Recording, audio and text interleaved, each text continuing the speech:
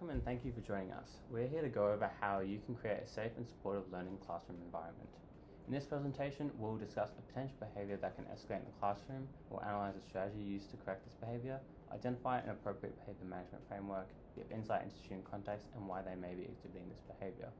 We'll also discuss a school-wide behavior management framework and present a model example of the behaviors. In the classroom, a potential behavior that you most likely will see in students is non-compliance. Non-compliance can look like simple things such as refusing to do work, refusing to enter the classroom, and ignoring teacher instructions or directives.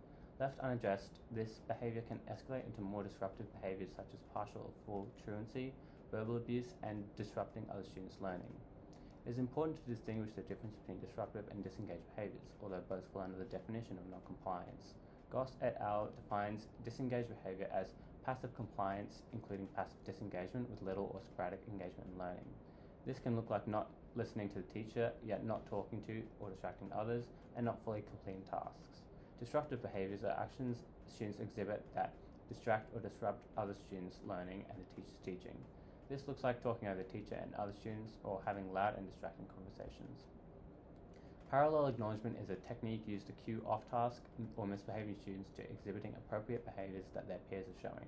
This involves scanning the class regularly and the teacher identifying a student who is misbehaving and a nearby student who is behaving appropriately.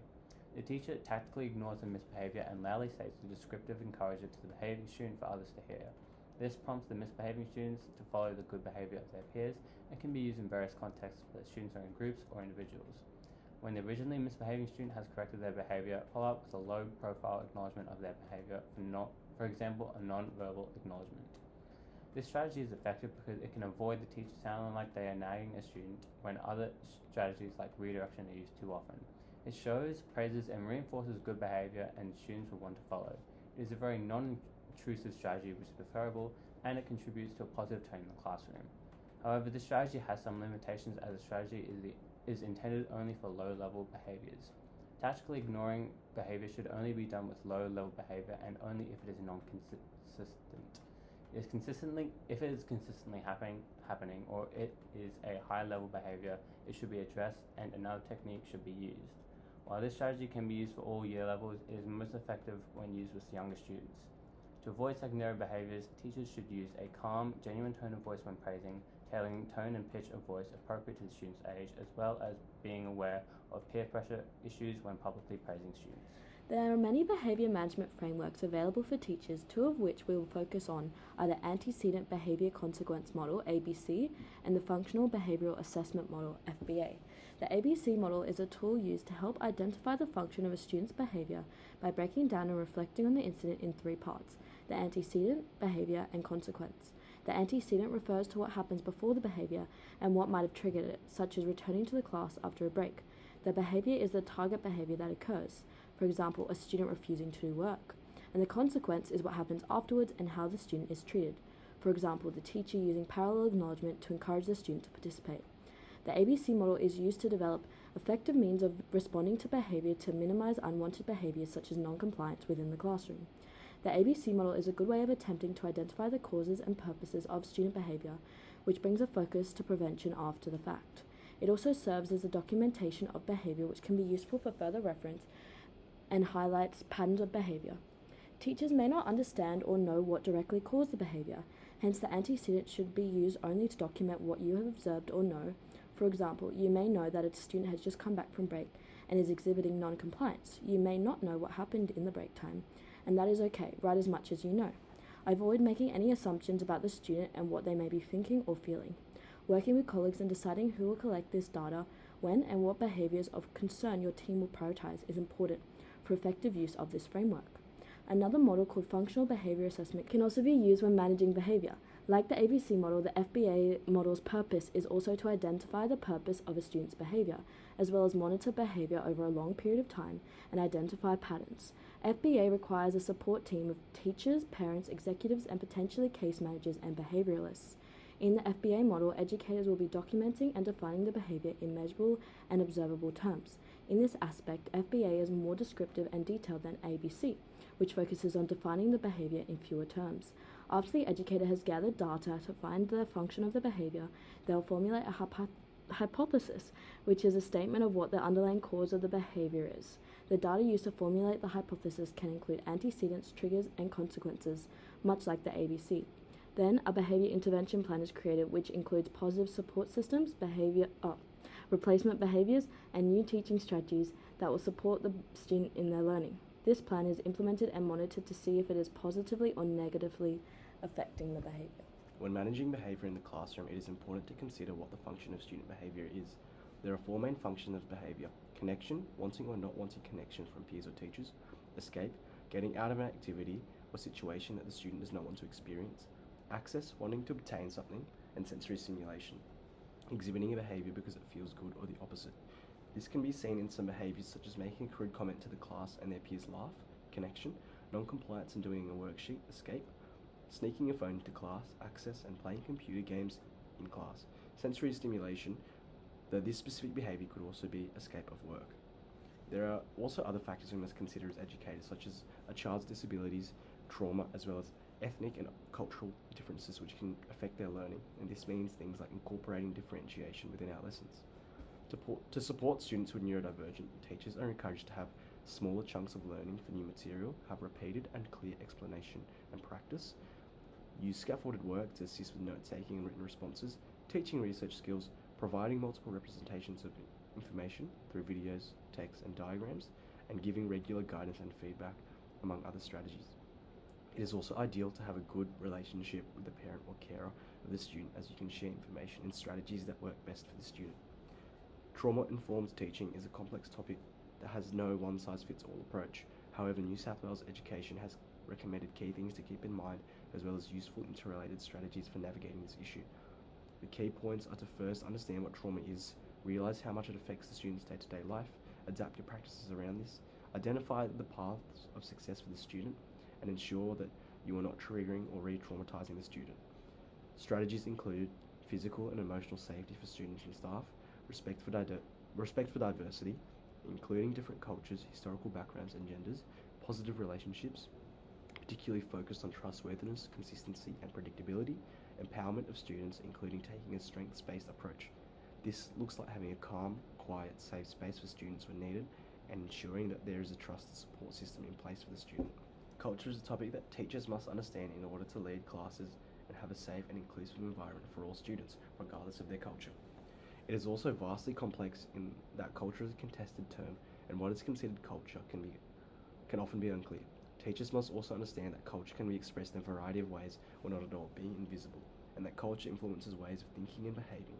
New South Wales Education recommends avoiding essentialised or traditional understandings of culture in teaching and learning, as this can inaccurately portray particular groups as having fixed characteristics. Teachers should facilitate positive interactions with all aspects of Australian society coming from all cultural backgrounds. A study conducted by Choi et al. In 2024 found that when teenagers feel connected to their school, it reduces issues such as anxiety, depression, aggression, and risk-taking. Furthermore, ethnic minorities feel less connected at school due to issues like bullying and discrimination. That is why it is important for educators to make all students feel welcome, included, and fairly treated. This looks like avoiding stereotyping and using insensitive language, and making sure the school policies foster a safe environment for everyone, making sure that teachers are following through to create consistency and fairness in the school environment. Many schools utilize a school-wide framework for behavior management. In this presentation, we'll be explaining and analyzing the Positive Behavior for Learning, or PBL framework. PBL is an evidence-based framework that fosters positive, safe, and supportive learning.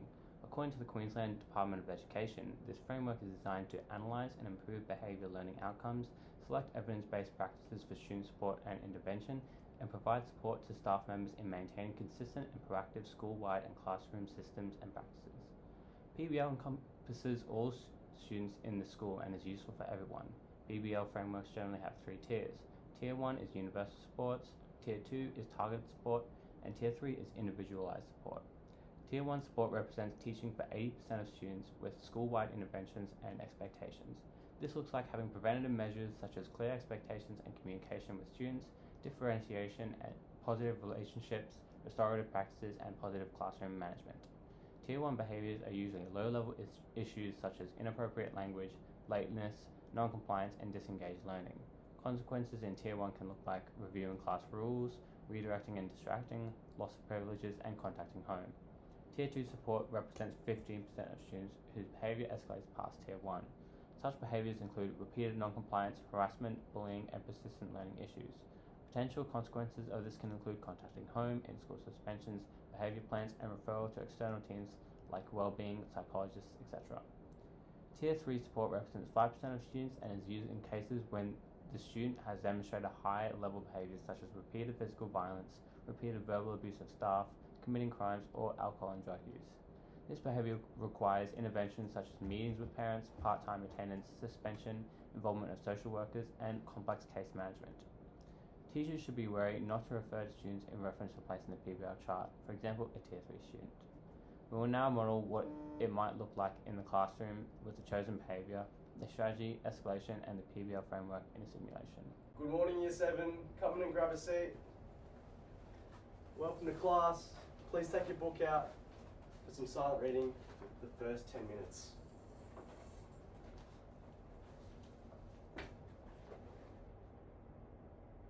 I can see Sam reading nice and quietly. Thank you, Sam. Here we see the teacher cueing with parallel acknowledgement, and we get the desired result from this. The student is now reading silently. Now we will see this behaviour escalate. Good morning, Year 7. Come in and grab a seat. Welcome to class. Please take your book out for some silent reading for the first 10 minutes. I can see Sam reading their book nice and quietly. Thank you, Sam. Here the teacher cues, but Alex still does not comply. This is normally where you would use another strategy to get Alex to start reading, such as redirecting to the learning. Alex, what book are you reading? Can I see it? I don't care. I'm not reading. Mr. Mercury doesn't make us read if we don't want to. We can see that Alex does not intend on reading, and their behaviour is escalating because they are avoiding participating. Here we should attempt to de-escalate the situation. He might do that, but in our class we all silently read. That's part of our being a learner expectation. I don't want to learn.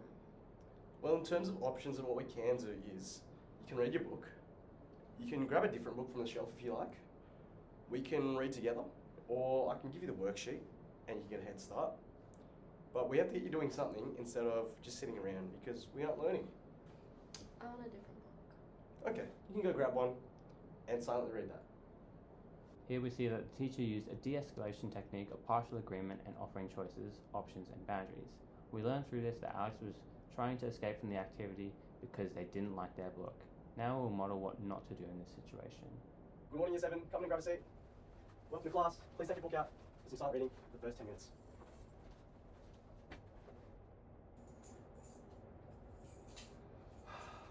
Alex, why haven't you started reading yet?